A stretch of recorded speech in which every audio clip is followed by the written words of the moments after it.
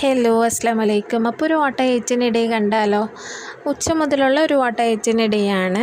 ഉച്ചയ്ക്ക് ലഞ്ചിന് ചോറും ഒഴിച്ചെറിയും പിന്നെ ഫിഷ് ഫ്രൈയും ചിക്കൻ ഫ്രൈയും പപ്പടവും എല്ലാം ഉണ്ടായിരുന്നു. അപ്പം അതൊക്കെ കൂട്ടി കഴിച്ചിട്ടുണ്ടായിരുന്നു.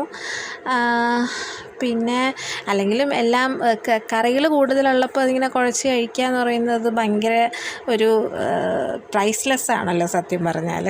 അപ്പോൾ അതൊക്കെയായിരുന്നു ലഞ്ചിന്. പിന്നെ വൈകിട്ടായപ്പോഴത്തേക്കും ചായ കുടിച്ചിട്ടുണ്ടായിരുന്നു.